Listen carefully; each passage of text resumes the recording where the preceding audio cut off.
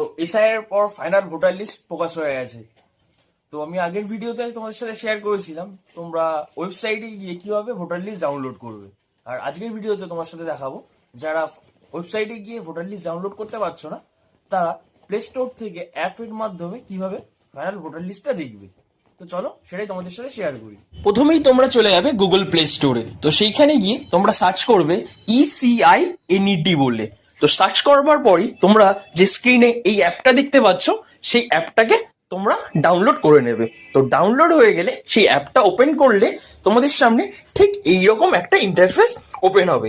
এই ইন্টারফেসটার মধ্যে তোমরা যেখানে দেখতে পাচ্ছ search your name in voter list, এই অপশনটাতে ক্লিক করবে। এই অপশনটাতে ক্লিক করবার পর তোমাদের সামনে এরকম একটা ইন্টারফেস ওপেন হবে যেখানে search by voter ID, search by details, search by mobile, search by QR, অনেক রকম অপশন থাকবে। তো তোমরা তোমাদের সুবিধার্থ মতো তোমাদের এপিক কার্ড নাম্বার অর্থাৎ ভোটার আইডি দিয়ে সার্চ করে নেবে। তো চলো আমি আমার ভোটার আইডি দিয়ে তোমাদের সার্চ করে দেখাচ্ছি।